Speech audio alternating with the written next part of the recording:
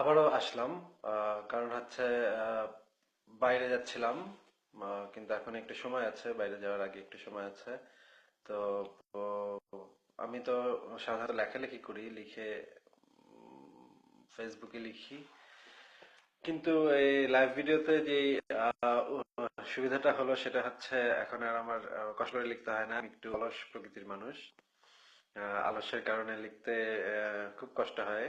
অনেক সময় নিয়ে লিখতে হয়, অনেক চিন্তা ভাবনা করতে হয়। তো লাইভ ভিডিওটা হয় একটা উপকার হলো, সেটা হচ্ছে এখন আর কষ্ট করে লিখতে হবে না। তো আগের বার যেই প্রশ্নগুলোর উত্তর দিতে পারিনি সেই কয়েকটা প্রশ্নের উত্তর দিচ্ছি।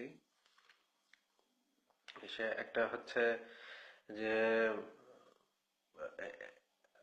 একই প্রশ্ন বারবার বারবার করা হয় যে নাম নাম নাম পরিবর্তন করা। আমি এটা অনেকবার লিখেছি যে আহ, এটা হচ্ছে অ্যারাবিক নাম, বা যেমন অ্যারাবিক নাম আছে, ভারতীয় নাম আছে, তারপরে বিভিন্ন অঞ্চলের ভাষা থেকে সেই নামগুলো আসে। আমার নামটা এসছে অ্যারাবিক একটা ওয়ার্ড থেকে, মহিউদ্দিন এবং আসিফ এবং মহিউদ্দিন। তো এগুলা মুসলমান নাম না, এগুলা হচ্ছে অ্যারাবিক নাম। যেমন ইংরেজি নাম আছে, বাংলা নাম আছে, ভারতীয় নাম আছে। তো এইগুলা যখন ধরেন যে ইসলাম ধর্ম কখন আসলো, মোহাম্মদ কখন ইসলাম ধর্ম চালু করলো, তো সেই তার আগে থেকেই তো তার নাম কে মোহাম্মদ রাখা হয়েছিল। বা তার মায়ের নাম ছিল আমিনা, সেটা তো মোহাম্মদের জন্মের আগেই সেটা নাম রাখা হয়েছিল। তার বাবার নাম ছিল আব্দুল্লাহ, মোহাম্মদের জন্মের আগেই সেই নাম রাখা হয়েছিল। তো তারা তো কেউই মুসলমান ছিলেন না। তো সেহেতু তাদের নামটা তাহলে থেকে আসলো, সেটা হচ্ছে অ্যারাবিক নামগুলো তাদের রাখা হয়েছিল। পরবর্তীতে যখন ইসলাম আসলো, মোহাম্মদ যখন ইসলাম প্রচার শুরু করলো, তখন যারা মোহাম্মদের অনুসারী ছিল বা মোহাম্মদ নিজেও ছিল, তারা কেউই মুসলমান হয়ে নামগুলো পরিবর্তন করেনি। তো বুঝতেই পারছেন যে এই নামগুলো আসলে মুসলমান নাম না, এই নামগুলোর সাথে ইসলামের সম্পর্ক নেই। ইসলাম সেই নামগুলোকে গ্রহণ করেছে। এখন মানুষ সেই ধরনের নামগুলাই আহ, এখন চালিয়ে যাচ্ছে। আরেকটা প্রশ্ন ছিল যে আহ, কোন বই পড়ে আমি কোন কোন বই আমাকে অনুপ্রাণিত করেছে। আমাকে অনেক বই অনুপ্রাণিত করেছে। সেগুলোর কয়েকবার লিস্ট দিয়েছিলাম কি কি বই আমাকে খুব অনুপ্রাণিত করেছে। তার মধ্যে একটা হচ্ছে আজলিম আকবরের রচনা সমগ্র। সের মধ্যে ধরেন শয়তানের জবানবন্দি, এই এই লেখাটা চমৎকার ছিল, অসাধারণ ছিল। বা সত্য সন্ধান, বা এই এই বইগুলো আপনারা পড়বেন। আম, বইগুলো খুব চমৎকার বই। এরপরে আপনারা হুমায়ুন আজাদের বই পড়তে পারেন, আহমদ শরীফের বই পড়তে পারেন। এগুলা সবই অনেক বই খুব ভালো বই। যেমন আপনারা আহমদ শরীফের রচনা সমগ্র কিনতে পারেন, বেগম রোকেয়ার রচনা সমগ্র কিনতে পারেন। আচ্ছা, ইতিমধ্যে অনেকে প্রশ্ন করে ফেলেছে যে একজন লিখেছেন যে প্রিয় মাতৃভূমি ছেড়ে থাকতে কেমন লাগে, কখনো কি ভেবেছিলেন এভাবে নির্বাসিত হবেন?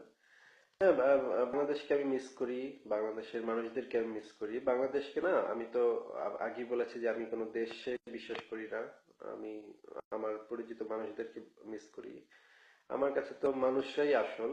আমার কাছে দেশ বলে যেই ধারণাটা তৈরি করা হয়, আমি সেই ধারণায় বিশ্বাসী না।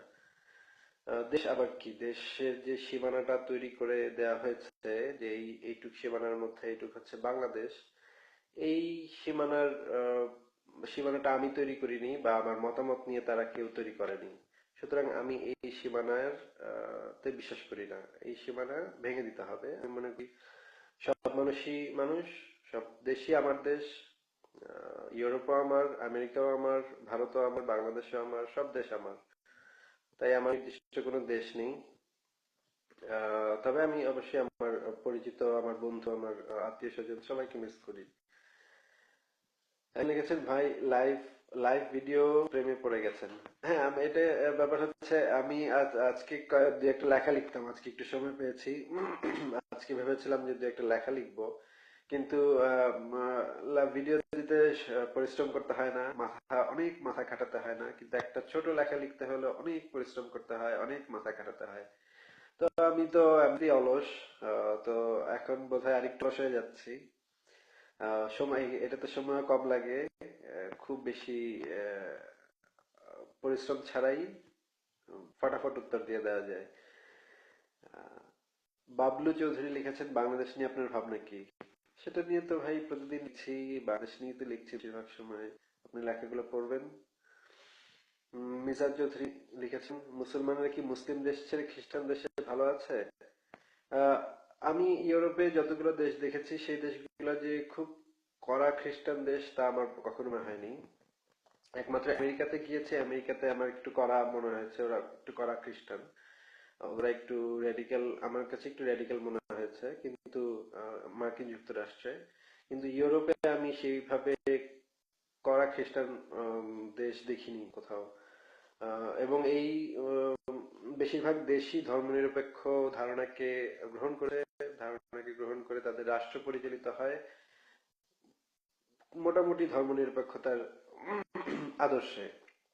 এবং এই দেশগুলোর মুসলমানরা খুব ভালো আছে, এই কারণেই তো দেখবেন যে মুসলিমরা দলে দলে ইউরোপে আসার চেষ্টা করছে। তো আমার মনে হয় যে আম, সকলের সমান অধিকার, মানবাধিকার, এই জিনিসগুলো যে সমস্ত দেশে আহ, পালন করা হয়, বাক স্বাধীনতা, এই ধরনের গণতন্ত্র, সংবাদপত্রের স্বাধীনতা, এই জিনিসগুলো যে সমস্ত দেশে ভালো, শক্তিশালী, সেই সমস্ত দেশে শুধু কেন মুসলমানরা কেন, সব মানুষ ভালো থাকবে। অন্যদিকে যেমন ধরেন ধর্মপ্রধান রাষ্ট্রগুলো যেমন সৌদি আরব, তারপরে আরব আরব অঞ্চলের যে দেশগুলো, পাকিস্তান, আফগানিস্তান, ইসরায়েল, তারপরে এই দেশগুলোতে মানুষ ভালো থাকছে না, মানুষ ভালো থাকতে পারে না। একজন লিখেছেন, বার্লিনে বসে বসে সোশ্যালের টাকা খাচ্ছ মিয়া, দেশে এসে বলো যা বলার। আমি যে কিসের টাকা খাচ্ছি সেটা তো আপনি জানেন না, সেটা না জেনে আপনি কিভাবে বলেন?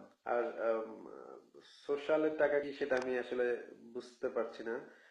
আহ, আহ, যাই হোক, যেটা আপনি মিন করছেন সেটা আসলে সত্য না। আমি আপনারা হয়তো ভাবছেন যে কি কি জানি অনেকে লিখেছেন যে অ্যাসাইলাম সিকার টিকার, এগুলো কি কি লিখেছেন, যে দেখেন আমার আহ, সবুজ পাসপোর্ট, আমার বাংলাদেশি পাসপোর্ট। বাংলাদেশি পাসপোর্ট থাকা মানে হচ্ছে, আপনারা হয়তো অনেকে জানেন না, বাংলাদেশি পাস থাকা মানে হচ্ছে গিয়ে আমার এটা বুঝে নেন যে বাংলাদেশি পাসপোর্ট থাকা মানে কি, আমার অন্য অন্য নাগরিকত্ব আমি রাখতে পারি। উম, এম সালেহিন তারেক লিখেছেন, do you have any idea about the status of women during pre Islamic era? হ্যাঁ, আমি তো সেই বিষয়ে লেখালেখি করেছি। যেমন আমি খাদিজার বিষয়ে লেখালেখি করেছি, আপনি আমার পুরোনো স্ট্যাটাস গুলো পড়লে দেখবেন যে আমি খাদিজার, সে সময় খাদিজা ছিলেন একজন বিশিষ্ট ব্যবসায়ী এবং ধনকুবের, সম্ভ্রান্ত মানুষ, সমাজে সম্মানিত একজন মানুষ।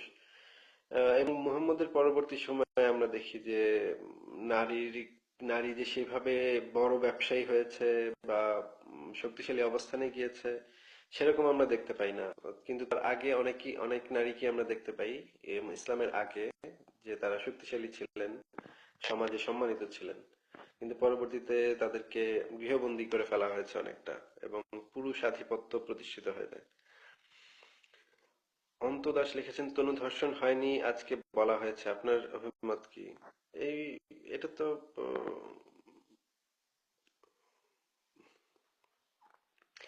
এটা নিয়ে আর কি বলবো, এটা নিয়ে আর কিছু বলার নেই। সাজ্জাদ হোসেন সামির লিখেছেন, আহমদ শরীফ স্যারের কোন বইটা আপনার সবচেয়ে পছন্দের? আহমদ শরীফ স্যারের বাঙালির একটা বই আছে, বাঙালির চিন্তা চেতনায়, আহ, বইটার নাম আমি ভুলে গেছি। ভাববুদবুদটাও ভালো ছিল, তারপরে বিচিত্র চিন্তাও ভালো ছিল, এই বইগুলো পড়তে পারেন। আর একটা বিশেষ রচনা ছিল বাঙালির চিন্তা চেতনায় বিবর্তন ধারা, বা এই ধরনের কিছু একটা নাম, আহ, সেটা আমার খুব চমৎকার লেগেছিল।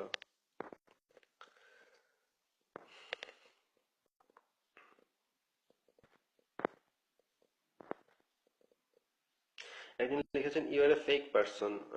আমি আসল নাকি নকল সেটা আমাকে দেখার পরেও যখন আপনার মনে হচ্ছে আমি আসলে আমি না, তাহলে এবং আপনি আল্লাহকে না দেখেও বিশ্বাস করছেন আল্লাহ আছে, এবং আমাকে দেখেও আপনার মনে হচ্ছে আমি আসলে আমি না, তাহলে খুবই ভালো কথা।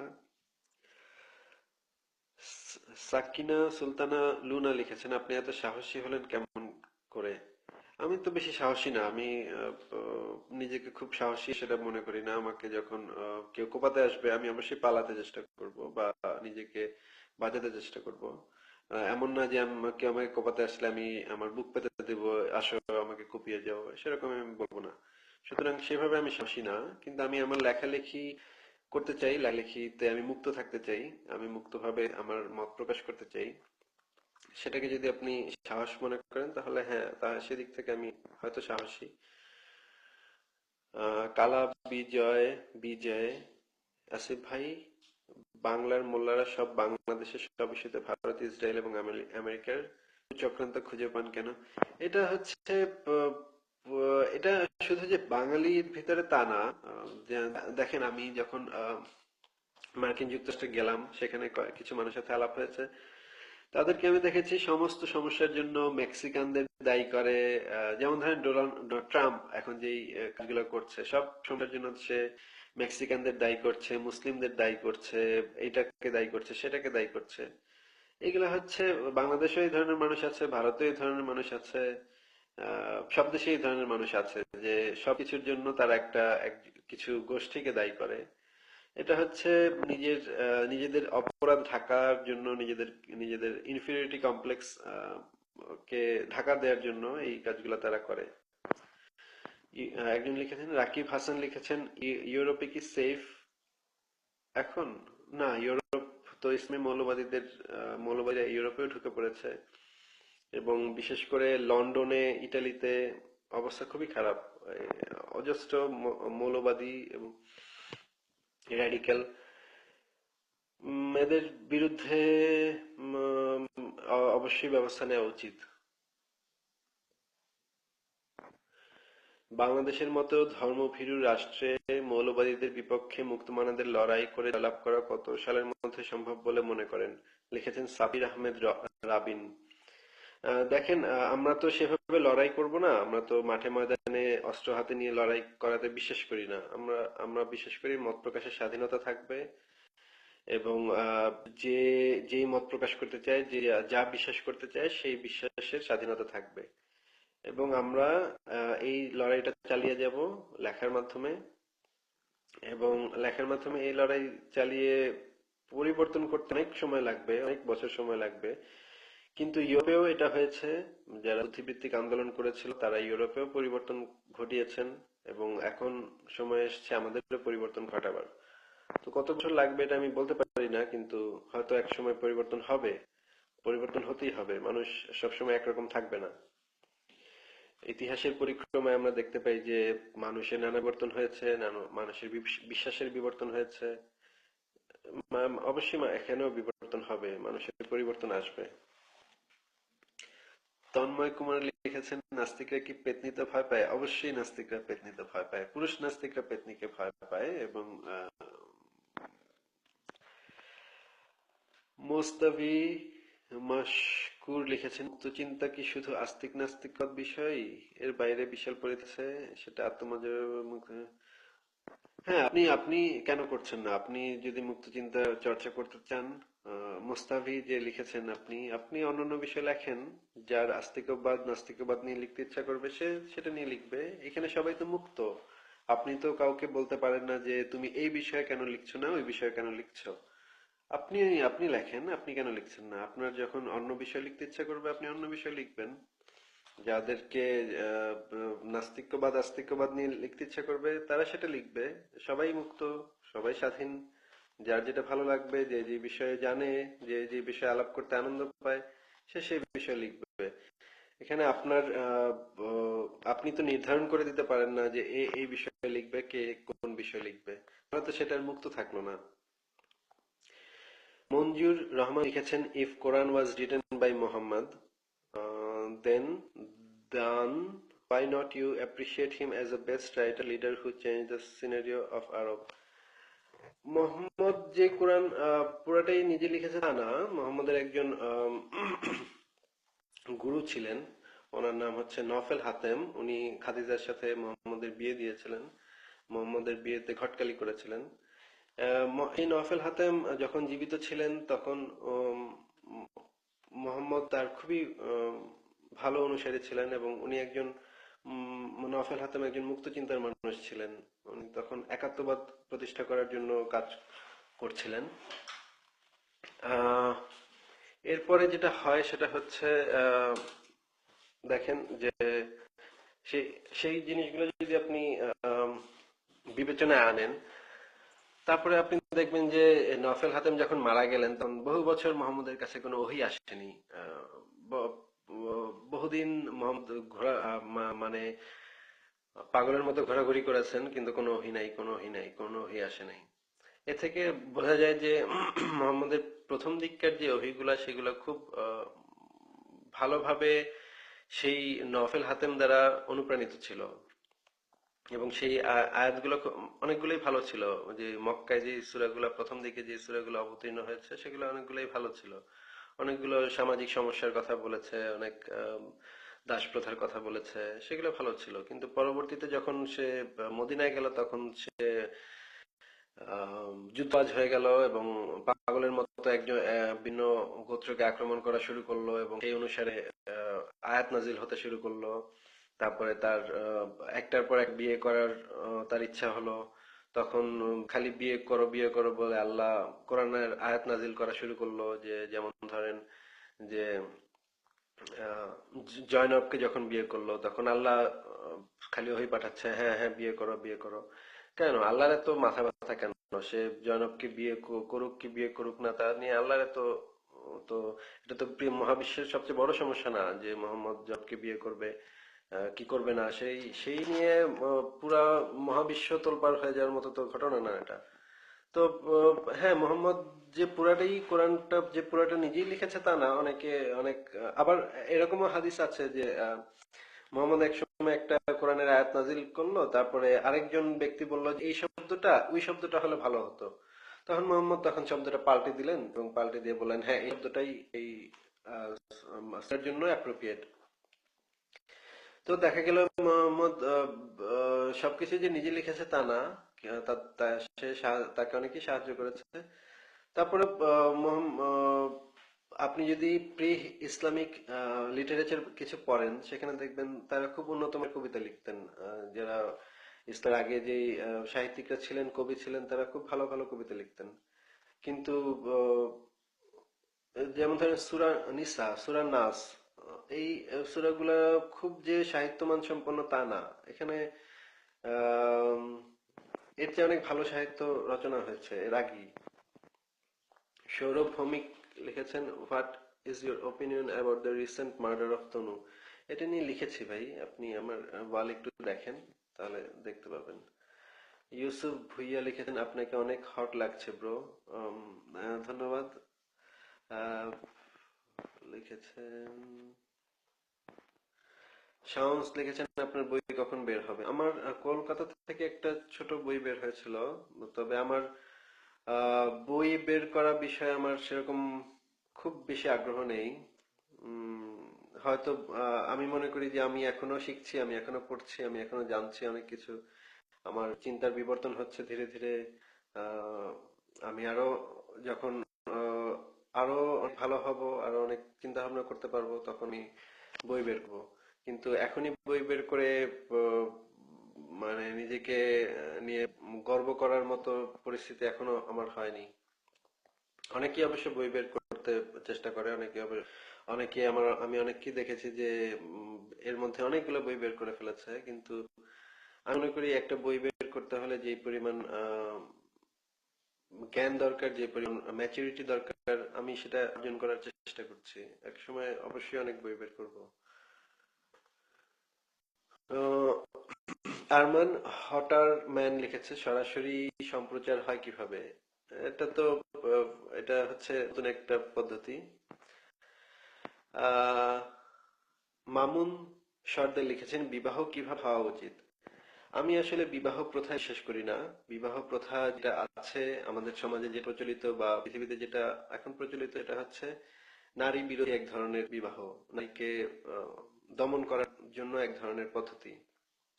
যেমন ধরেন, ইসলাম ধর্মে আছে দেনমোহর।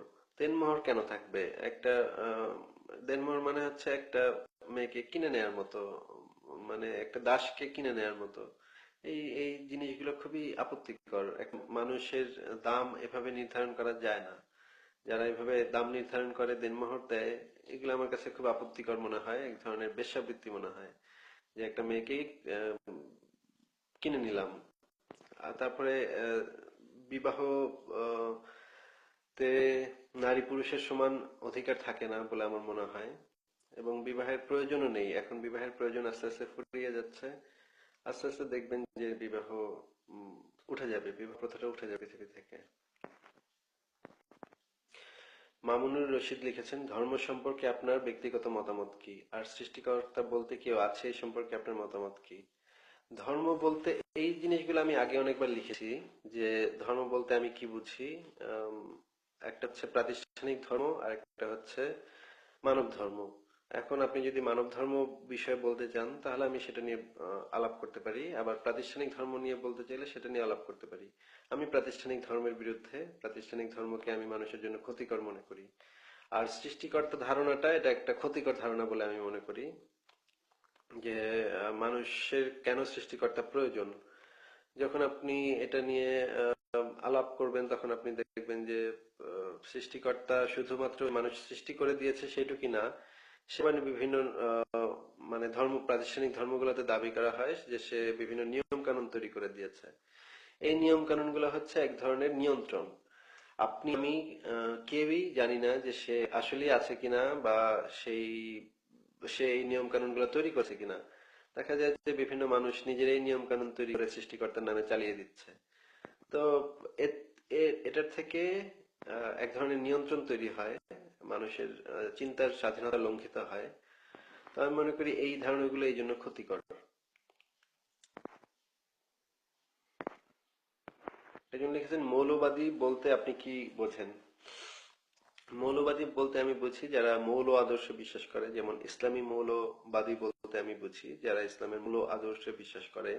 মৌল আদর্শ হচ্ছে কোরআন এবং হাদিস। সেই জিনিসগুলোতে যারা বিশ্বাস করে তারা হচ্ছে মৌলবাদী, এবং তারা হচ্ছে নিকৃষ্ট। ইমাম হাসান লিখেছেন, আপনি কত পার্সেন্ট নাস্তিক? এটা তো ভাই আমি বলতে পারবো না। একজন সাইফুল ইসলাম লিখেন, মত প্রকাশের স্বাধীনতা মানে ধর্মের বিরুদ্ধে কথা বলা। হ্যাঁ ভাই, ধর্মের বিরুদ্ধে কথা বলাটাও মত প্রকাশের স্বাধীনতার অংশ। সুজন তালুকদার লিখেছেন, উগ্র মৌলবাদীর ক্ষেত্রে বাংলাদেশের শিক্ষা ব্যবস্থা কতটুকু দায়ী বলে মনে করেন? আমি করি অনেকখানি দায়ী। বাংলাদেশের শিক্ষা ব্যবস্থাই প্রধানত দায়ী উগ্র মৌলবাদের কারণ হিসেবে। বাংলাদেশের শিক্ষা ব্যবস্থা যদি উন্নত মানের হতো, তাহলে মৌলবাদ অনেক অংশে কমে যেত। বিশ্বজিৎ চক্রবর্তী লিখেছেন, বাংলাদেশে রাষ্ট্রধর্ম বাতিলে আন্তর্জাতিক মুক্তচর সংগঠনগুলো কি আমাদের সাথে থাকবে? হ্যাঁ, তারা তো অবশ্যই, তারাও বহুদিন ধরে লিখছে, তারাও বহুদিন ধরে কাজ করছে এই বিষয় নিয়ে। যেমন ধরেন, কিছুদিন আগে আমি গিয়েছিলাম ব্রিটিশ হিউম্যানিস্ট অ্যাসোসিয়েশনের একজন কর্তার সাথে, একজন ব্যক্তির সাথে, একজন ডিরেক্টরের সাথে কথা বললাম। উনিও এই বিষয়ে কথা বললেন, অনেকক্ষণ কথা বললেন। একজন লিখেছেন, আপনার জন্ম ঠিক আছে কিনা? আমার জন্ম ঠিক আছে। আমার জন্ম তো অবশ্যই ঠিক আছে, নাহলে আমি জন্মালাম কিভাবে? এখন যদি আপনি এটা বলতে চান যে আমি জারজ সন্তান কিনা বা এই ধরনের কিছু, সেটা যদি আপনি বুঝিয়ে থাকেন, তাহলে আপনাকে আমি বলছি যে আমি পৃথিবীর কাউকে অবৈধ সন্তান বা জারজ সন্তান বলে মনে করি না। প্রত্যেকটি সন্তানই হচ্ছে পবিত্র, এবং প্রত্যেকটা মানুষই হচ্ছে পবিত্র। আহ, তার জন্ম প্রক্রিয়া কিভাবে হয়েছে, বা তার পিতা মাতা বিয়ে করেছে কিনা নাকি, তা দিয়ে আমার কিছু যায় আসে না। আমি আমি সেগুলাকে গৌণ ব্যাপার মনে করি, সেগুলাকে আমি ধর্তব্য মনে করি না। মানুষ হচ্ছে মানুষ, এবং প্রত্যেকটা মানুষই সম্মানিত, প্রত্যেকটা মানুষই পবিত্র। কারো জন্ম নিয়ে নিয়ে যারা প্রশ্ন তোলে, জন্ম প্রক্রিয়া নিয়ে যারা তোলে, এবং একটা শিশুকে যারা যারা মনে করে, একটা শিশুকে যারা অবৈধ মনে করে, আমি মনে করি তারা খুবই নিকৃষ্ট মানের মানুষ। তারা যারা একজন মানুষকে সম্মান দেয় না, একটা শিশুকে অপবিত্র নোংরা বলে মনে করে, তারা খুবই নিকৃষ্ট মানের এবং জঘন্য মানুষ বলে আমি মনে করি। নুরুল হুদা লিখেছেন, মোহাম্মদ জাফর ইকবালকে নিয়ে আপনার অভিমত কি?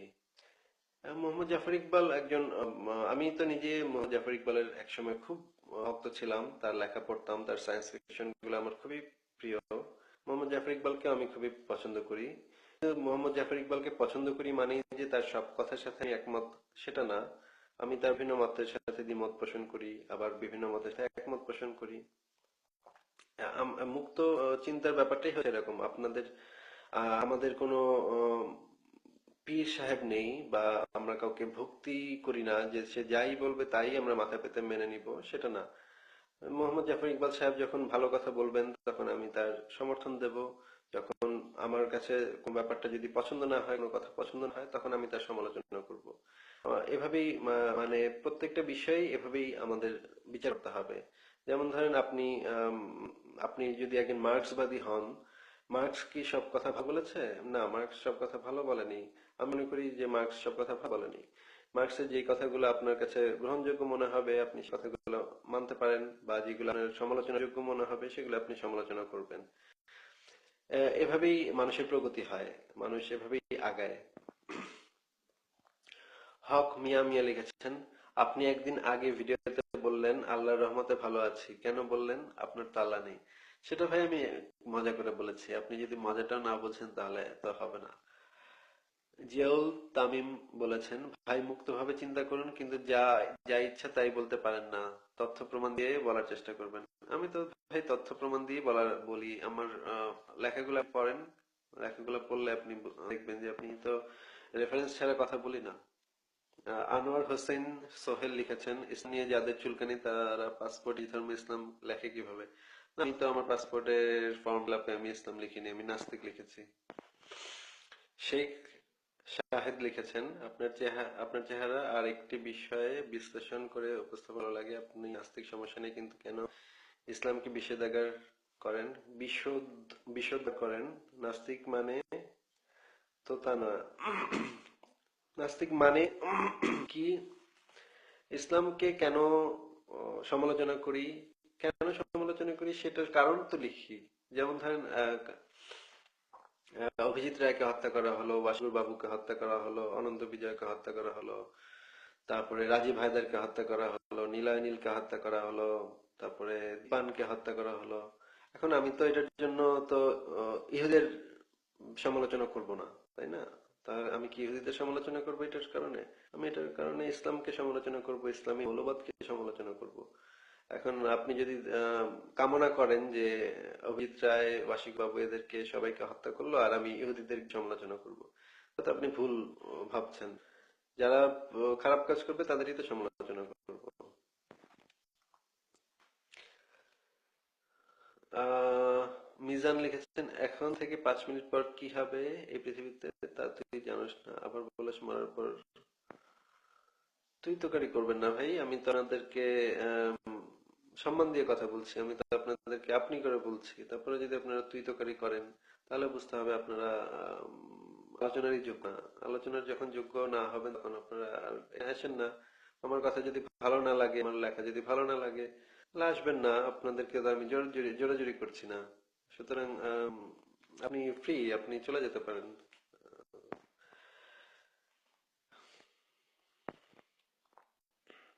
আহ, জিয়াউল তামিম বলেছেন, ভাই আপনার পাসপোর্টে রিলিজিয়ন কি দেয়া আছে একটু বলবেন?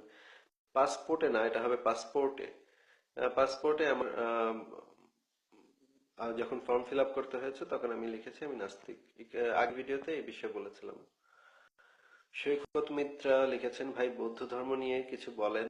বুদ্ধের শিক্ষা অবলোকন করলে কি বিশ্বে শান্তি প্রতিষ্ঠা সম্ভব? আপনি কি ত্রিপিটক পড়েছেন? হ্যাঁ, আমি ত্রিপিটক পড়েছি। আমি বৌদ্ধ ধর্ম সম্পর্কে রাহুল সংকীর্তনের যে বইগুলো সেগুলো পড়েছি। বুদ্ধ বুদ্ধের শিক্ষা প্রতিষ্ঠা করলে বিশ্বে শান্তি প্রতিষ্ঠা হবে এটা আমি মনে করি না। বুদ্ধ অনেক পুরনো সময়ের মানুষ, সেই সময়ে সমাজ যেরকম ছিল সেই অনুসারে তিনি লিখেছেন। এখন যদি সমাজে শান্তি প্রতিষ্ঠা করতে হয় তাহলে এখনকার সমাজ এবং এখনকার সমাজ বাস্তবতা নিয়ে চিন্তা করতে হবে। পুরো বইপত্র দিয়ে তো সব সময় চলবে না। মানুষ এগিয়েছে, মানুষের সভ্যতা এগিয়েছে, এখন নতুন সভ্যতা, নতুন মানুষ, নতুন চিন্তা ভাবনা, সেটা দিয়ে আমাদের চিন্তা করতে হবে। সাইফুল ইসলাম লিখেছেন, আপনার ইসলাম ধর্ম সম্পর্কে ভুল জানেন। ভুল জানলে আপনি যে ঠিক জানেন সেটা তো আপনি কি নিশ্চিত যে আপনি ঠিক জানেন আমরা ভুল জানি? আপনি যদি ঠিক জানেন তাহলে লেখেন, তাহলেই তো হলো। তথ্য প্রমাণ দিয়ে লেখেন, আমিও তথ্য প্রমাণ দিয়ে আমি যা জানি লিখি। লিখেছে আহ, তোমাকে দেখতে, মিজান মিজান লিখেছেন, তোমাকে দেখতে মাগির দালালের মতো লাগছে। ভাই, মাগি জিনিসটা কি আমি বুঝতে পারলাম না। এই মেয়েদেরকে কেন এই এই ধরনের আহ, বাজে শব্দে ভূষিত করা হয়, এই জিনিসটা বুঝি না। আপনি কেন এই শব্দগুলো বলছেন? একজন নারী তো নারী, সে যদি বেশ্যা হয়, সে যদি অভিনেত্রী হয়, সে যদি মডেল হয়, সে যদি লেখা হয়, সে যদি কবি হয়, সে যদি সাহিত্যিক হয়, সে যদি শিক্ষিকা হয়, প্রত্যেকের সম্মান আছে, একজন বেশ্যারও সম্মান আছে। আপনি কেন তাকে এই বাজে শব্দ দিয়ে ভূষিত করলেন? এটা ঠিক না। আপনি মানুষকে সম্মান করতে শেখেন। মানুষকে সম্মান করতে না শিখে আপনি নিজেকে মানুষ পরিচয় দিতে পারবেন না। দেখেন, যে আপনি হয়তো মুসলমান, আপনি একজন মুমিন মুসলমান, আপনার ভাষা দেখেই বোঝা যাচ্ছে যে যে আপনি একজন মোহাম্মদের উম্মত। আপনার এই যে আপনি যে গালিগালাজ গুলো দিলেন, মাগির দালাল বললেন, এই শব্দগুলো থেকেই বুঝতে পারলাম যে আপনি একজন মোহাম্মদের উম্মত। কারণ না হলে এত নোংরা ভাষায় মানুষকে কেউ গালি দিতে পারে না। আমি বেশ্যাদেরকে সম্মান দিই। আমি যারা উম বেশ্যাবৃত্তি করে, যারা শরীর বিক্রি করে, তারাও আমার কাছে সম্মানিত। তাদেরকে আমি পছন্দ করি, তাদেরকে আমি শ্রদ্ধা করি। তারা পরিশ্রমে অর্থ উপার্জন করে এবং অর্থ উপার্জন করে নিজেরা বেঁচে থাকে। বেঁচে থাকার জন্য তারা আহ, বেশ্যাবৃত্তি করছে, এটা আমার জন্য খুবই দুঃখের।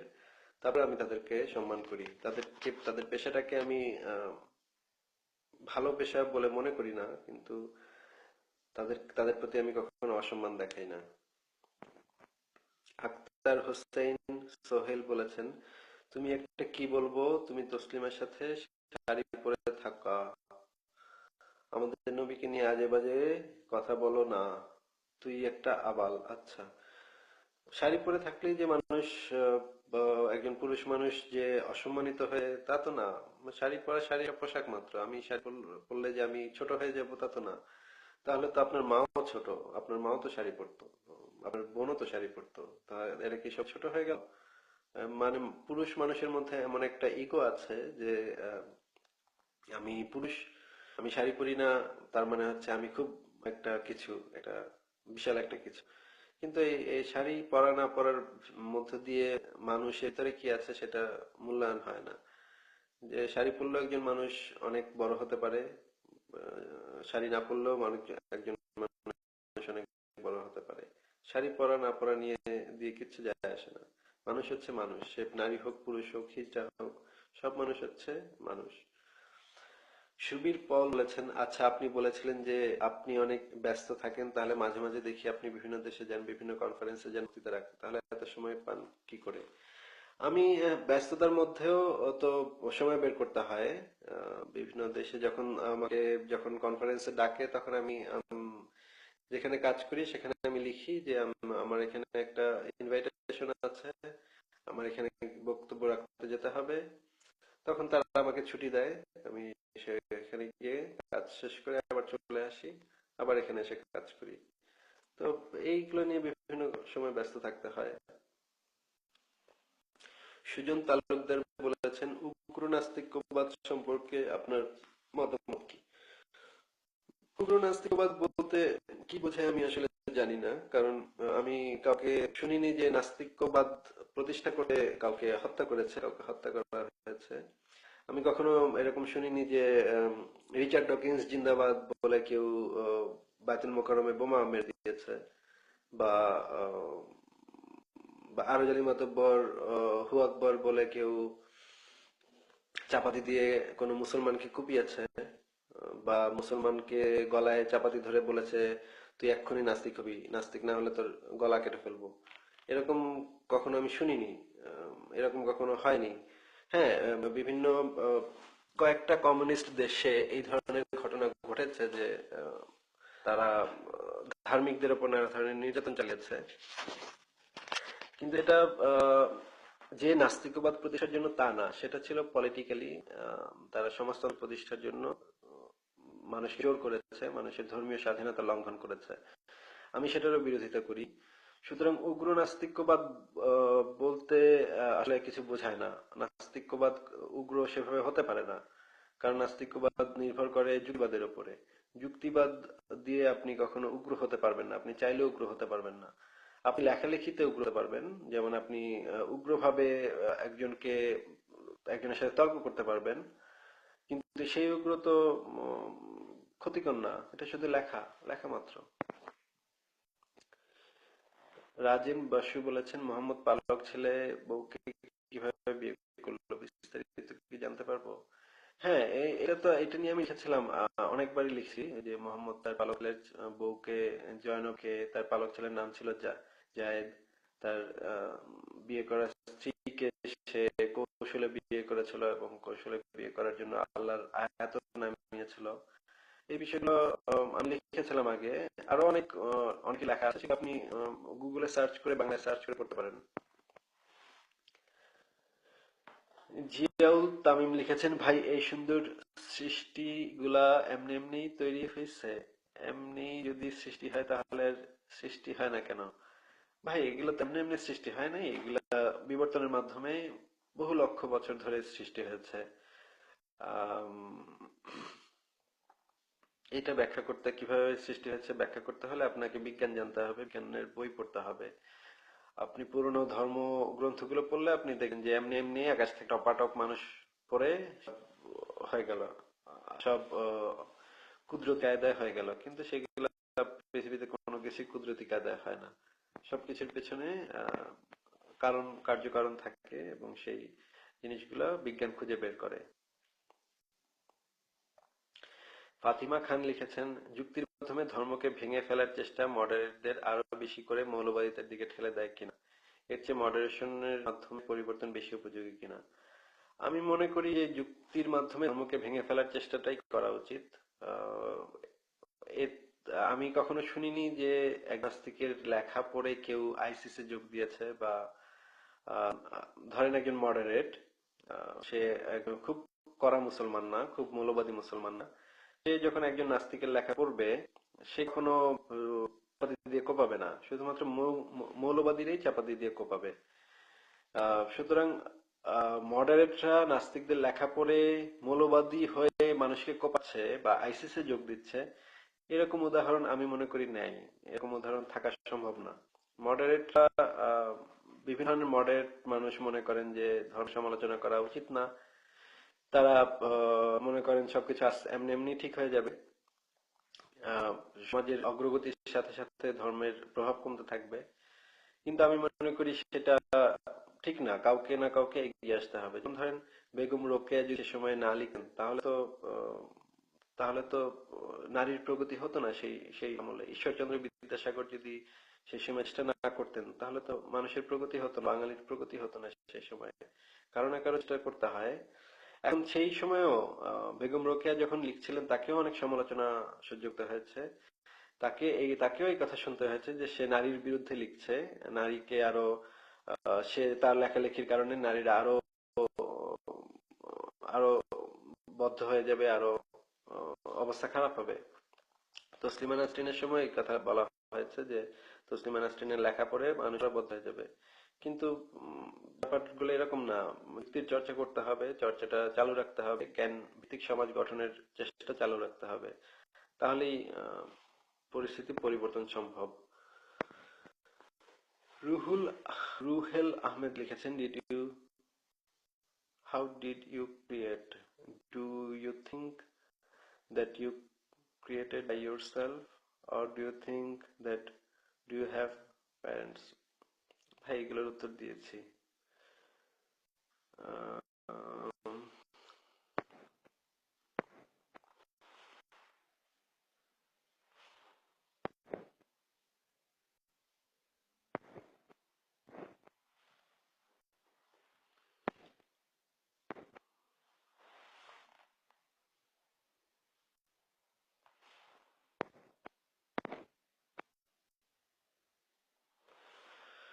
আওরঙ্গজেব বিশ্বাস লিখেছেন আপনার পরিবার মানে আপনার মা বোন এরাও কি নাস্তিক্যবাদ বিশ্বাস করে? না, এরা বেশিরভাগই মুসলিম, মুসলমান। আম, কেউ কেউ আছেন সেভাবে মুসলিম না, বেশিরভাগই সেভাবে মুসলমান না। তারা অনেকেই যুক্তিবাদে বিশ্বাস করেন।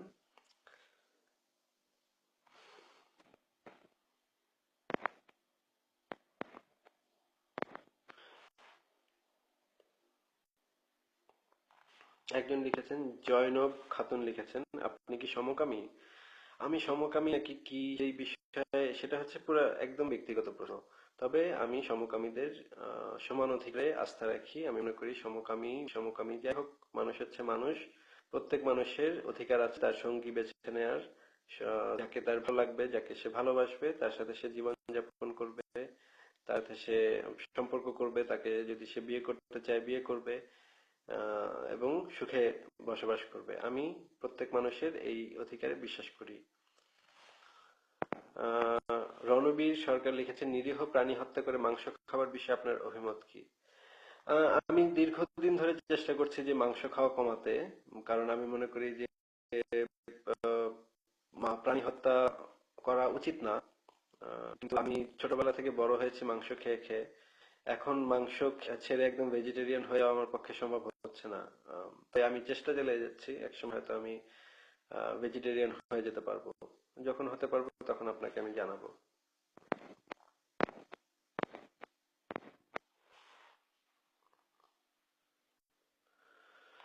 আম,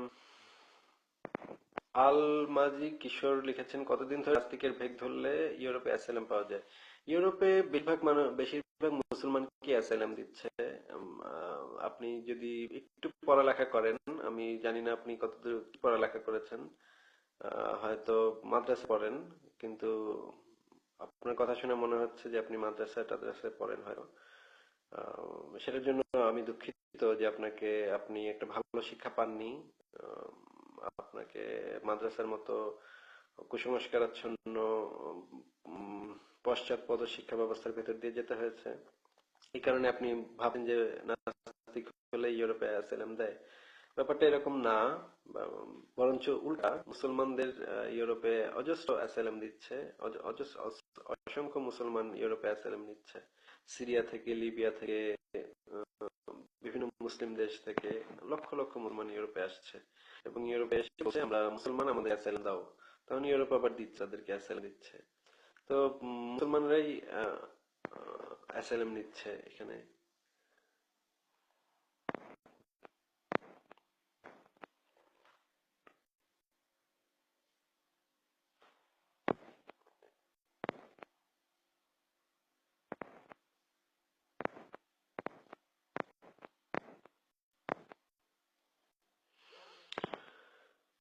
আরো অনেক কথাবার্তা, অনেক গালিগালাজ দেখতে পাচ্ছি।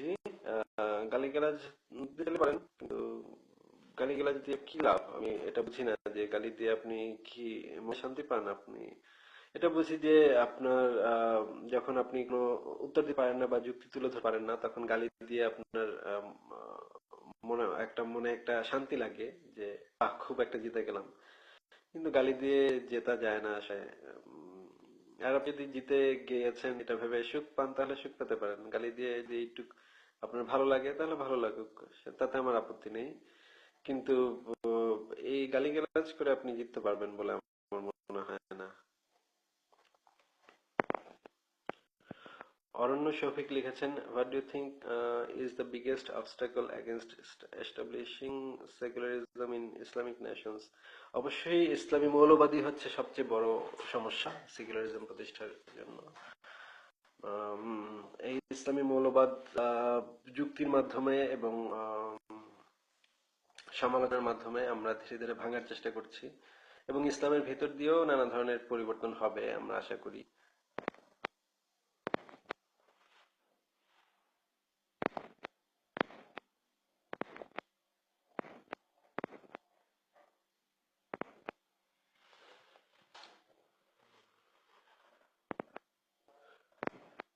একজন লিখেছেন, আসিফ ভাই আপনাকে কে সৃষ্টি করে দুনিয়াতে পাঠালো?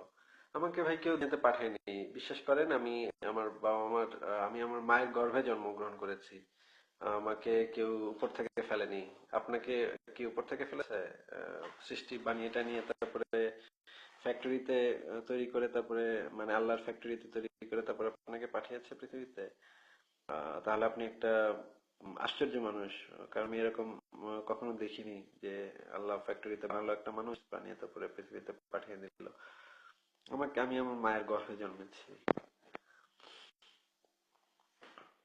সাফিয়া আফরিন আবৃত্তি লিখেছেন, সমাজতন্ত্র নাস্তিক্যবাদ নিয়ে জানতে চাই, তবে কি কি বই সাজেস্ট করেন? সেই বইগুলোর লিস্ট একবার দিয়েছিলাম, আবার একবার দিব।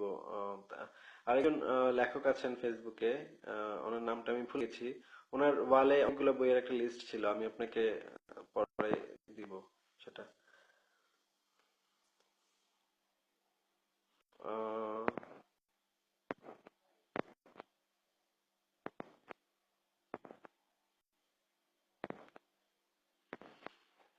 একজন লিখেছেন, আল্লাহ এবং কোরআনের বৈজ্ঞানিক ব্যাখ্যা। আল্লাহর কুদরত ও বৈজ্ঞানিক ব্যাখ্যা। আল্লাহর কুদরতের বৈজ্ঞানিক ব্যাখ্যা। আচ্ছা, আপনি একজন লিখেছে, আচ্ছা তোর নুনু কাটছিস? হ্যাঁ ভাই, আমার মুসলমানি আছে ছোটবেলা, যেহেতু আমি বুঝতাম না সেহেতু জোর করে আমার মুসলমানি করে দিয়েছে। তবে আমার যদি সন্তান হয়, আমি তাদেরকে কাউকে মুসলমানি করাবো না। বিভিন্ন ইসলামিক দেশে মেয়েদেরকেও মুসলমানি করানো হয়, মেয়েদেরকেও আহ, খুব নোংরা ব্যাপারটা, বাজে ব্যাপারটা। বিশেষ জায়গায় কেটে তারপরে সেখানে সেলাই করে দেওয়া হয়। কি জঘন্য, কি ভয়ঙ্কর! এই এই ধরনের পুরনো নিয়ম কানুন এগুলা বন্ধ করা উচিত।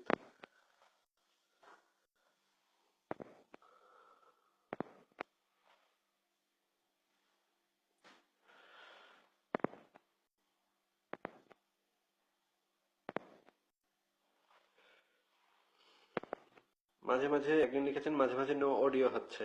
নো অডিও হচ্ছে, এটার আমি কিছু করতে পারবো না ভাই। আমি যতটুকু সম্ভব আহ, জোরে কথা বলছি।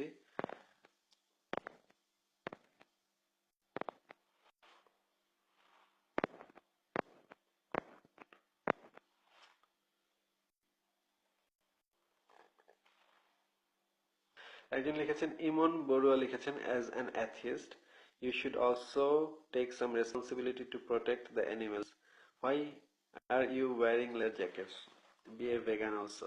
ভাই, এই এই লেদার জ্যাকেটটা আমি অনেকদিন আগে কিনেছি। এরপরে আমি আস্তে আস্তে আহ, পশু হত্যা বিরোধী চিন্তা ভাবনা, যে সেটা আমার একটু পরে এসেছে। তো আগে যেহেতু কিনে ফেলেছি সেহেতু সেটা এখনো পড়ছি। তবে এখন থেকে আর আমি কোনো লেদারের জিনিস কিনছি না, আমি লেদারের জিনিস কেনা বন্ধ করে দিয়েছি। আহ, এবং আমি মনে করি পশুদেরও বেঁচে থাকার অধিকার আছে, এবং তাদেরকেও আম, অধিকার আমাদের দিতে হবে। যেহেতু আমরা মানুষ, আমাদের দায়িত্ব বেশি, আমাদের তাদেরকে অধিকার দিতে হবে। এই জ্যাকেটটা আমি আগে কিনেছি, এটা অনেক পুরোনো জ্যাকেট। এখন একটু পরে বাইরে যাব বলে এই জ্যাকেটটা পরেছি।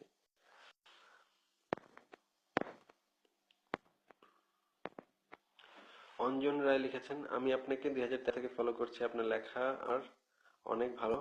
জানতে চাই, সবাই এত গালি দেয়, তখন আপনি নির্বিকার থাকেন কিভাবে? নির্বিকার নির্বিকার কিভাবে থাকেন? আমি নির্বিকার থাকি বেশিরভাগ সময়, আমি সেই লেখাগুলো পড়ি না। কারণ সেই মন্তব্যগুলো পড়ি না, সেগুলোকে আমি বেশি গুরুত্ব দেই না।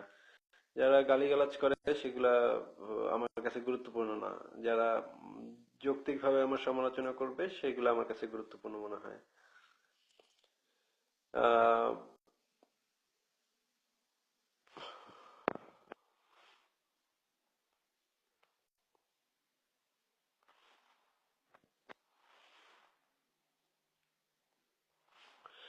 আহ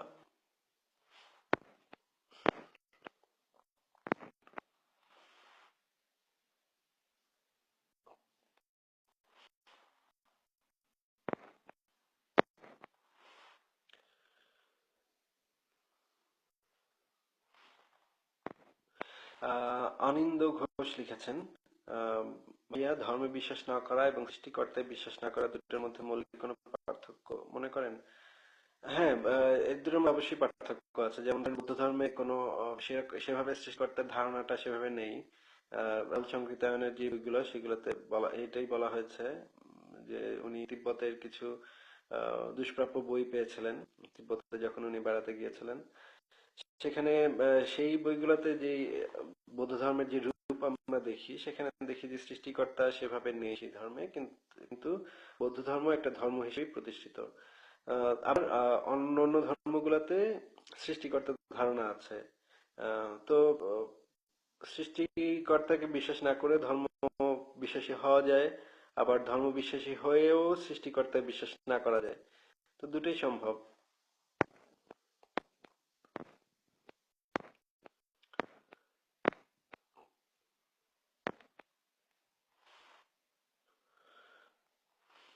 আচ্ছা, এখন আমি শেষ করে দিচ্ছি, যে ভিডিওটা এখন শেষ করে দিচ্ছি। শেষ একটা প্রশ্নের উত্তর দিচ্ছি।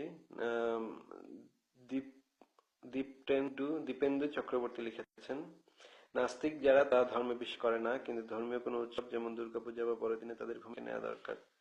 হ্যাঁ, কেউ দাওয়াত দিলে আমি সেখানে যাই। ঈদে দাওয়াত দিলে আমি খাওয়া দাওয়া করে আসি, দুর্গাপূজায় দাওয়াত দিলে খাওয়া দাওয়া করে আসি, বড়দিনে দাওয়াত দিলে আনন্দ করে আসি। আমি তো খোলা, তো মুক্ত, সব জায়গায় আমি যেতে পারি এবং আমার কোনো জায়গায় যেতে আপত্তি নেই। যদি তারা ভালো মানুষ হয়, তাহলে আমি তাদের সাথে থাকতে পছন্দ করি।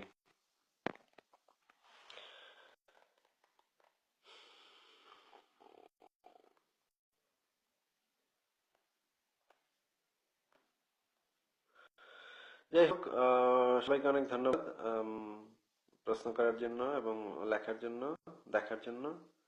আপনারা ভালো থাকবেন।